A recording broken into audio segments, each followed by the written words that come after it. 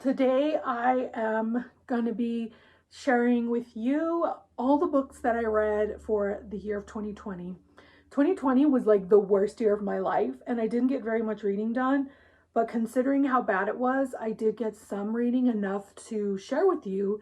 So without further ado, I am going to just go through all the books that I read and tell you my ratings. The first book that I read was actually a children's book I read with my son, and it's Will You Fill My Bucket, and I gave it 5 out of 5 stars. So this is the only children's book that I counted towards my reading goal, because I quickly realized that it's kind of cheating, but I'm going to count it anyway.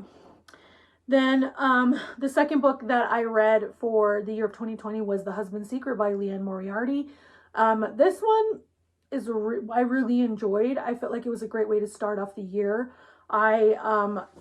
It was my first read by this author, and so after reading it, I decided I wanted to read more by her.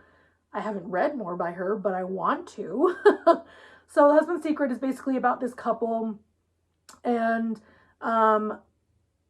the husband hides away this secret, and he goes on a trip, and then the wife finds it, and she doesn't know how to respond to it. She doesn't know what to do. So this whole book is just like them trying to figure out how to live their lives with this new secret. So that's what it's about. The next book that I read for the year 2020 is The Next Mormons. And it's like something about how millennials are shaping the Mormon church now. And I gave that 3.5 stars out of 5. I enjoyed it. It was like very informational. And basically what I learned is like we millennials are so anxious and have a lot of issues, and it's changing a lot of the church.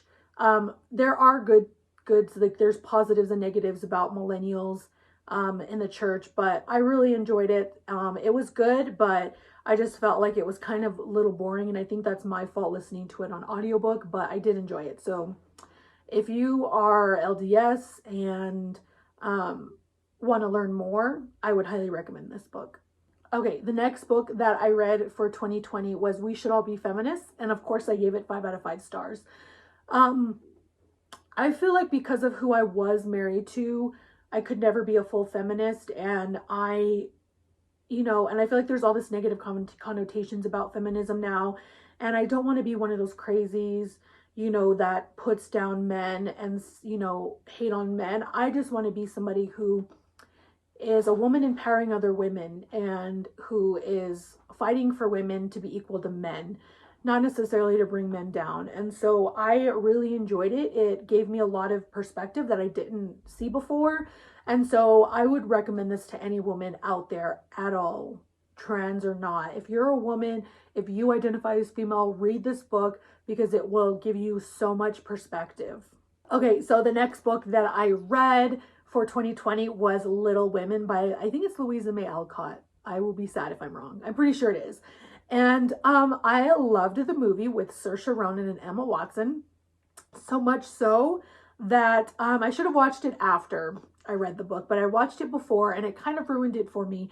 I loved the book. Like, I liked it. I gave it 3.5 stars, but I just felt like there was so much hype that I didn't love it as much as I thought I would. So it makes me really sad, but it was great because I got to picture, Saoirse and Emma as these characters, and is it Florence Pugh? And all these beautiful women as their characters. So I enjoyed it, but I definitely think it's a read everyone should experience once in their lifetime. Okay, the next book that I read for 2020 is The Priesthood Power of Women. I gave this 5 out of 5 stars. It's another book related to my religion. And I know that a lot of people who aren't religious view Christianity as patriarchal and putting women down. And in a way, I agree with that. But this book is written for women to understand and realize that, like, in our religion specifically, that we are equals, and, kind of explaining to us how we can be more of an active role in our families, and not let the men, just try to take control over the family. And so I really loved it. It gave me a sense of purpose while I was married. Now that I'm not, I feel like I could read it and get a whole different perspective. But if you are LDS, I would highly recommend it. Okay, the next book that I read was Clockwork Angel by Cassandra Clare, and I gave it 5 stars out of 5 stars. I was going through a reading slump when I decided to read this, and it had been a few years since I've read this trilogy, and it confirmed just like my love for this trilogy. It was so great. If you are overwhelmed by Cassandra Clare and you don't know what to start with, I would highly recommend starting with the Clockwork trilogy. Then maybe you could move on to City of Bones, like the Shadow Hunters. But this trilogy I feel like is the best one she's ever done. Granted, I haven't read any of the Dark Artifices, but I really enjoy Clockwork Angel. And this was like my 3rd time reading it through, and it got me out of a reading slump. So definitely recommend. The next book that I read for 2020 was Good Moms Have Scary Thoughts, and I gave it 5 out of 5 stars. When I started this book, I was going through very, very severe postpartum depression, postpartum anxiety, and postpartum OCD. So I was struggling so much. And it's actually extremely common that a lot of women go through these things and have these scary thoughts about hurting themselves or harming their kids. And it's completely normal. And so this book made me feel normal, and it really helped me get through a really dark time. So I would highly recommend it to all you new moms out there. The next book that I read was Clockwork Prince, and I gave it 5 out of 5 stars. Of course, it's the 2nd book in the Infernal Devices trilogy, and I just loved it so much. So, yeah, that's that. Okay, so this next book was probably my 2nd favorite read of all time, but also of 2020, and it's The Nightingale by Kristin Hannah. I have never read anything else by Kristin Hannah, but now I am like down the rabbit hole wanting to read all her books because I loved The Nightingale so much. The Nightingale is set in World War II, and it centers around this woman who is from France, and it's about her and her sister's journey and like the things that they experienced while they were going through this war and their hardships. And it's extremely sad and heartbreaking, but it's also inspiring, amazing, fantastic. Like, it's all of the above. And Kristin Hannah's writing is just on another level. Like, it's so good. I loved it so much. And I also read it while I was going through some really hard times. So I wonder if I would feel the same if I were to reread it now. But if you like historical fiction, definitely give Kristin Hannah a chance. The next book that I read for 2020 was Proximity by Tracy Hunter Abramson. This was a book recommended to me by a friend.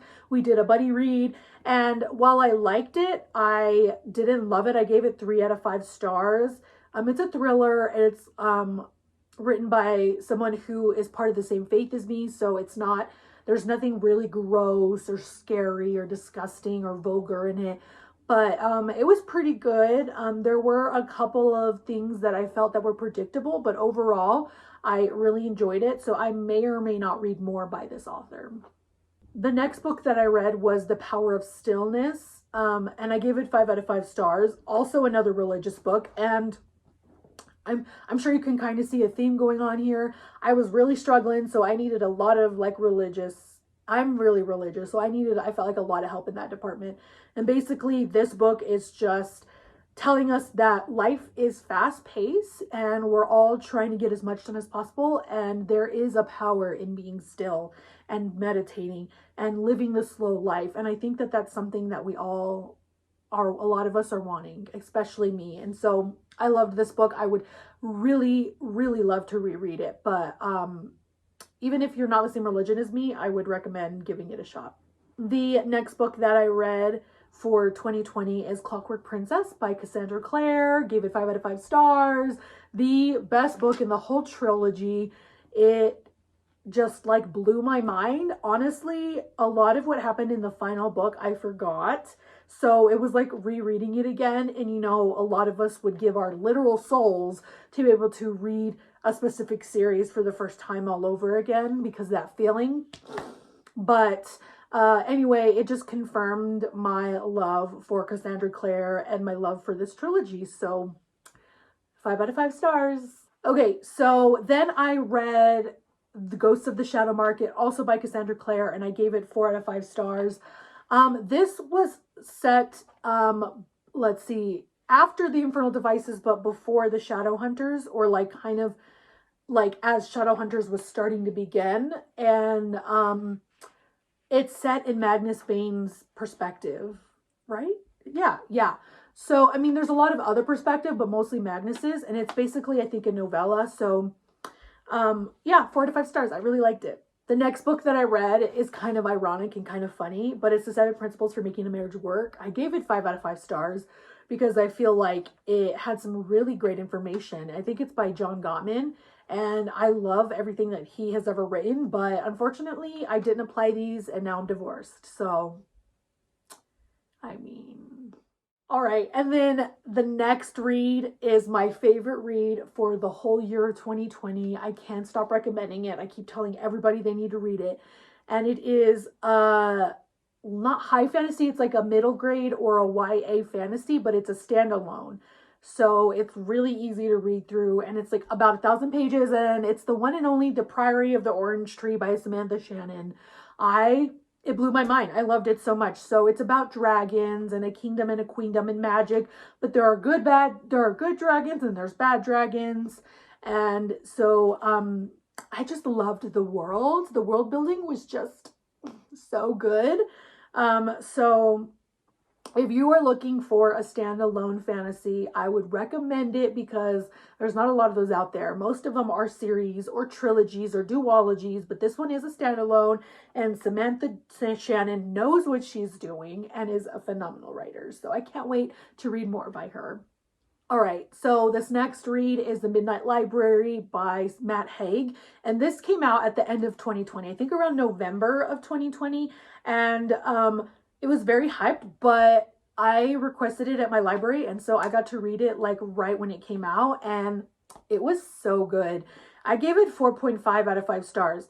I felt like there were some parts of it, like the reason why it wasn't 5 out of 5 stars were there were some parts of it that were kind of slow that I didn't love, but the overall premise of the story and the ending, just like I really enjoyed it.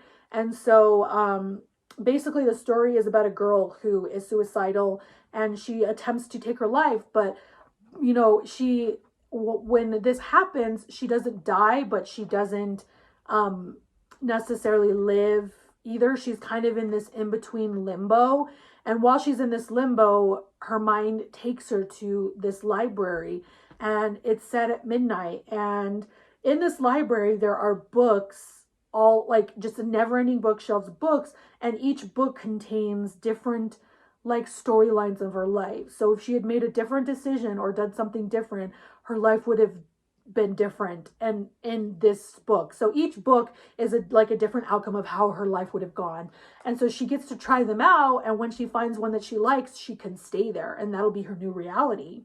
And so it's definitely something really cool. I would highly recommend, and I mean, it's a book about books. So the next book that I read for 2020 is The Couple Next Door by Sherry LaPena. And this was a good one. I gave it, let's see, 4 out of 5 stars. It was really good, fast paced. It's a thriller about a couple whose baby goes missing, and everyone's suspicious that it was an inside job. That's all I'm going to say. So if you are looking for a thriller, this one was pretty good. It was pretty decent. So the second to last book that I read was the Southern Book Club's Guide to Slaying Vampires by Grady Hendrix, and I gave it 3 out of 5 stars. I was torn on what to rate this book because there was some really good things about it, but also there were some things that I didn't love. So I settled on in the middle with a 3. First of all, this series implies that there's more than one vampire in the series, and there's not. There's one. So that's my first bone to pick with it. Also, like, it's never explicitly stated that this person is even a vampire. He's just a supernatural being that happens to live long life. But like, I don't know. So it's definitely an interesting and different take on vampirism, but I enjoyed it. I liked the main character. It's set in, I think, the 90s, and it's a bunch of stay-at-home moms that decide to start a book club, and like I really like the main character. I feel like I could relate to her as a mom, kind of, sort of. And so it her character really like helped me get through the book, because there were a lot of characters that were not likable. So the final book that I read for 2020, and I'm so glad it was the last one I read because I ended it on a high note, was The Invisible Life of Addie LaRue by V.E. Schwab. I loved this book. This was probably my third favorite read of the whole entire year. I gave it 4.5 out of 5 stars. I mean, really like 4.75. It was almost perfect, but not quite.